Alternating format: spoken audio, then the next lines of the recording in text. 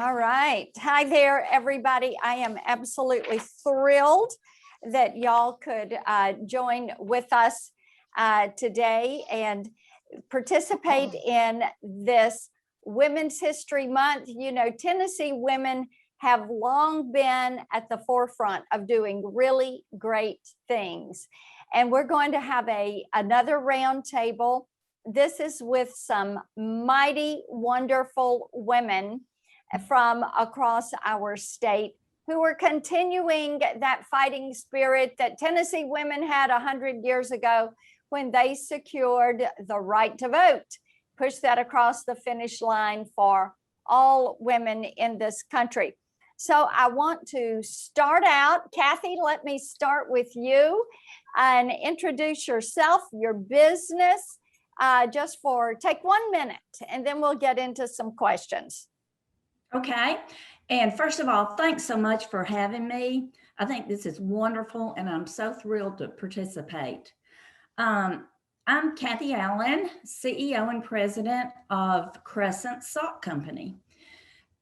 Crescent Sock Company has been in business since 1902. So we are fourth generation family owned, and just in a small rural town in East Tennessee, and we ship goods everywhere. So do you want me to go into any more of? No, we'll come back. We'll come back to that. I Perfect. will say I wear a pair of boot socks that are from Kathy's company, and I just absolutely love them. All right, Adela. Hi, I'm Adela Thompson. I'm from Lenore City, Tennessee, Knoxville, Tennessee. I am president of Elgin Children's Foundation, chairman of the board, and we're a family foundation that serves the children of rural Appalachia. It was founded originally by my granddad, and then my mom and my dad took over at my granddad's passing in '97. My parents both died in 2017, and since then, myself and my two sisters, Vance Thompson and Rebecca Palmer, have been running the foundation, but we're headquartered in Knoxville. Wonderful. And Lee? Well, I'm Lee Shockey and CEO of Drexel Chemical Company. We're located in Memphis, Tennessee, and then have plants around the United States, mostly in the Southeast, however. It's a family-owned business.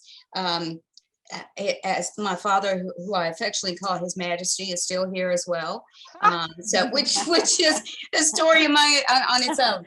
But thrilled to be here today. We manufacture agricultural chemicals, so we kill the bugs and the weeds, so we have some food to eat. There you go. Great. Lee, let me stay with you. I want you to talk just a little bit about the industry that you work in, and then how you put the focus on quality of work instead of putting that on gender. Right. Okay. Well, you know, we have always really focused on the quality of work. I mean, we don't make any difference whether it's someone on the line or someone in our office. That's always been extremely important to us, is quality.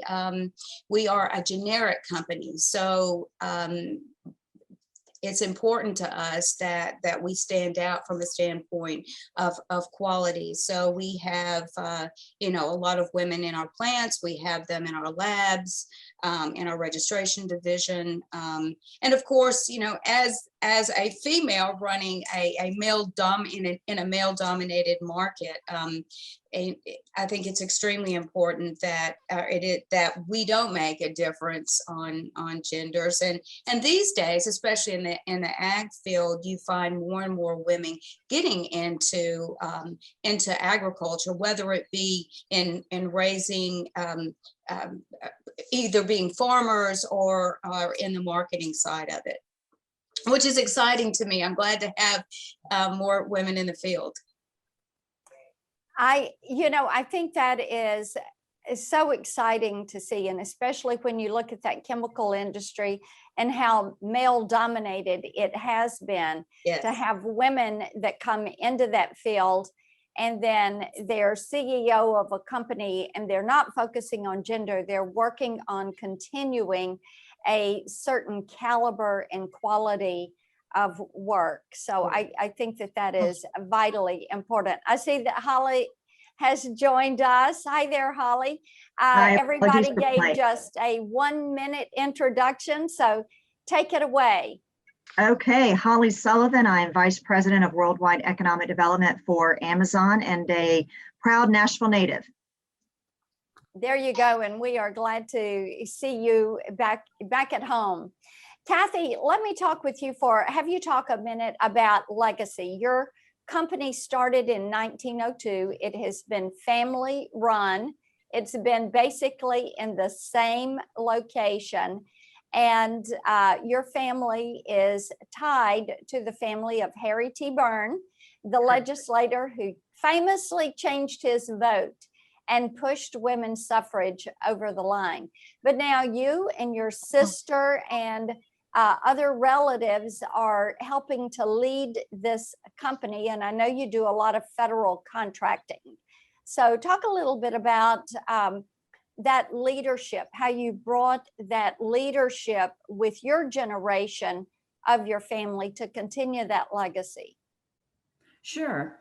Okay, just so you'll know, Feb is my great-grandmother. Feb Byrne was my great-grandmother. So a lot of legacy there, and just a little bit of what we did with that. Last year during the 100th, the centennial celebration, we launched a brand of socks named after her.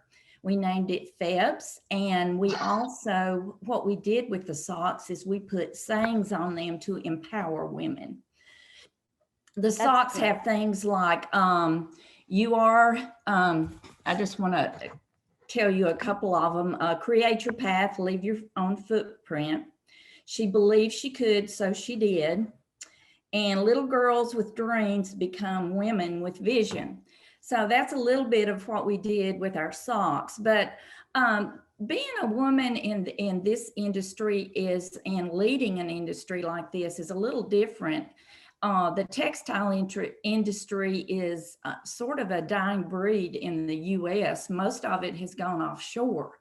But there is a lot of people who value made in the USA. And our military business is really growing, and they realize that. And I do have a employee on staff who has really made a lot of connections in the military, and we are having great success with selling our socks to the military. They value that made in the USA, and it's really important to them. And how large is your workforce in your facilities now? We're close to 100 employees. Close to 100. Mm-hmm. And it's just fascinating to see, be in their plant and see all of those. Adela, talk a little bit about why it has been so important to your family to give back, to focus on Appalachia with your foundation, and to just really focus on the children in Appalachia. Back to my granddad and my uncle were in the coal mining business, and it's a really, really hard business to make a penny in. And through their hard work, their company was successful. And they just, my granddad and my dad, my uncle, they just decided, especially with my granddad's death, that they were going to give back to the areas that provided the workers for their coal mines. So hence we focus on these, initially it was 10 counties, now we're in 20 counties in upper East Tennessee, and the lower southeast corner of Kentucky, and the lower southwestern corner of Virginia. And we at Elgin have specifically focused on the children, pre-K to 3rd grade. We started off as any other foundation, which was people would walk in the door with a presentation, they'd ask for grant money, and you'd write a check. We realized quickly that that was a loser's game and that nothing would change. And so we realized that in order to change a culture, you've got to go and affect the children. And we saw a need for dental care, early screening for dental needs and health needs. We saw a direct correlation between a child's ability to focus in school and whether or not his or her mouth hurt. And so then we focused on academic, and our goal is to have children reading at the 90th percentile by the time they reach the 3rd grade. We've been on that track for several years, and I think we're just recently the governor of Tennessee made that his focus. We focus on a program with churches, helping churches have outreach with the children. And then one of the most important things we do is child rescue. I think we're losing Adela. Something is wrong with your connection. Let us come back to To date, you. we've helped rescue over 160,000 children from the most horrific cases of abuse, neglect, malnutrition, you name it. I'm sorry. Yeah, that's Okay. We're kind of losing hear you me? there. Test, test. 160,000 children that Test, you all. test. Can you hear me? You're still breaking up. Let's Can see you if hear we me? can.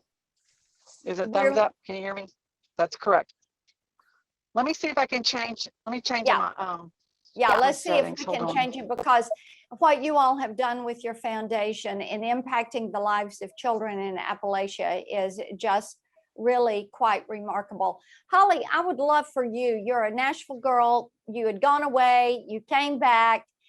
You're helping Amazon to work with the Tennessee community. And I would love for you just to talk a little bit about your path and then the leadership that you have brought to coming back home and serving as the link and the network between many of the businesses that have been there in Tennessee and then Amazon in its expansion in Tennessee.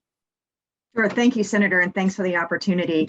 And when we announced the project in 2018, we already had several thousand employees in the state of Tennessee within our fulfillment operations. But bringing the corporate office to Nashville, and that day I was standing on the stage with Governor Haslam announcing the 5,000 new jobs. To me, that was just a new day for not only Nashville, but the state of Tennessee to really demonstrate that we could have a strong tech talent pipeline in the state of Tennessee.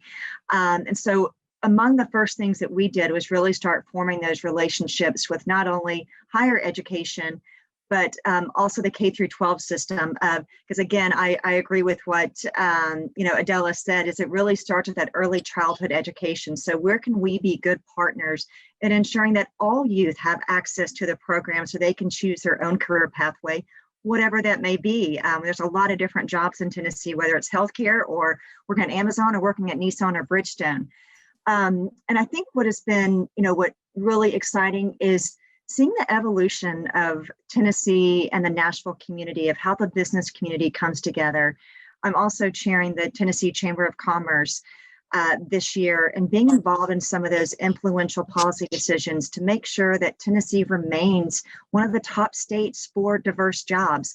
That's what will keep our young people in the state. And so we can also partner with Governor Lee's office and you, Senator, and the great work that you're doing in education initiatives to continue that legacy of Tennessee being a top state in the United States for business and jobs and investment. We really appreciate that. Adela, I hope we have you back. We kind of lost you. Yes, that's better. We lost you when you were talking about you all had impacted the lives of 160,000 children in Appalachia. Right. That's just with our child advocacy program. Like in dental, we've screened over 80,000 children, and academics over 90,000 children. I'm sorry, over 90,000 children in our church partnership program. So it starts with the children, and it starts with the volunteers in these communities who see and realize that it's important to come up and innovate and come up with new ways to reach these children and help these families.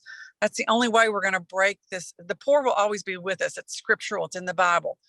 But there is a way to break the cycle of poverty and to give people opportunity. And you've got to start with the children. Well, I really appreciate hearing that. Kathy, I want to start with you. And before we close this up, I would love for each of you to give advice to a young woman who is sitting there saying, I've got a lot of hopes and dreams. I'm trying to figure out how to make these come true. I don't know what to really do or how to find a mentor or how to move forward. So Kathy, I know you've mentored a lot of women, so I'm going to start with you. And Senator Blackburn, I think you hit the nail on the head, is mentors. I think mentors are wonderful. Everybody needs 2 or 3 of them. But the main thing about it is, I think, I don't look at a job as a gender. I just look at it as, this is what I want to do. And you have to have a passion for it. You have a passion for it, you believe in it, and no matter what, you can do it. I mean, a lot of people, I think, don't realize that the power they have. And there are so many people out there now that do support women. There's tons of things, like you look at the SBA and U.S. Chamber of Commerce and all those people who are helping women, doing things for women's business. We are members of WBNC, and there's a WOSB. There is so many entities out there that are there to help you. And I've gotten a ton of help from being in WBENC. They have given me a lot of tools to work with. So I just really think the key to it is getting mentors that you can trust. That's a great advice. And Holly? I agree. I think mentors are so important, and mentors can take the role of, it could be your teacher, it could be your pastor at church, it could be, you know, a friend's mom, a friend's dad down the street, it could be your doctor. I think mentors take a lot of different shapes. My advice is, listen, take risk. When one door closes, it doesn't mean it's closed forever, and be persistent, be respectful, but believe in yourself. I was told many times that I couldn't do a certain job because I was a female and this was more of a man's world. Don't believe everything that somebody may tell you, and believe in yourself. Sounds good. And Adela? I'm going to piggyback on everybody with the mentor, but the first thing that comes to mind was an episode that happened with my granddad. I had to be about 12 years old, and he was in his office, and I just sort of popped in to see him, and he stood there, he stuck his hand out and he made me shake his hand. And I was, what is that? And so I stuck my little hand out and shook his hand, and he said, no, shake my hand. And I looked at him again, I sort of shook it a little bit harder. He said, you need to know something. You're going to grow up in a man's world. You need to be able to walk into a room, look a man in the eye, shake his hand. And he said, my advice to you is to make sure that your grip is stronger than that man on the other side of your hand. And that stuck with me forever. And it's so interesting because that's what I do now. I just do it instinctively. And, you know, he said, you've got to look them in the eye. You've got to shake their hand. And he said, you make sure that they're the first one to release the grip. And that's not a way to intimidate. That's just a way to enter the world. And like Kathy was saying, you know, it's, you know, women bring so much to the table and men bring so much to the table. And if there's a level of respect between everybody as persons, it changes the whole dynamic. You're able to listen, you're able to learn, and you're able to really understand the situation much better. I agree. And Lee, your advice? I would go with the find your passion, because I think when you are passionate about what you're doing, that enthusiasm just attracts people to you. And also get involved, whether it's volunteering across your city, across your state, and also getting involved with organizations like your local chamber. I think that's important because the more you are involved, the more people you meet along the way, and the more people that can help you along the way. So I think that's extremely important. Get yourself out there, and when you're volunteering, you know, you're doing as much for yourself as you are for others, but it's a great way to meet other people that can help you. Well, and you've served as chairman of the Memphis Chamber and Yes. the Memphis partnership and just about every organization there in Memphis. And You know, it's everyone- funny because every time you volunteer, I volunteer for something, I end up being the chairman of it eventually. So, you know, I mean, but that's just the way it is, but it's fun. And I do love that. In fact, you know, my poor little daddy, he's 87 now, and we have adjoining offices and we have a window and a door between us. And sometimes when I'm going to take a shortcut, I'll go through his office and he'll look up at me and say, "What non-paying job are you going to now?" That's hilarious. But that makes our communities better. Well, Right. thank you all so much for joining us for our Women's History Month, the Women's Roundtable. Great advice. Find those passions, find some good mentors, be willing to give back, and always show respect for the people that you are working with. Thank you all for being a part of the roundtable today. Take care. Bye-bye now. Thanks, guys. Bye-bye.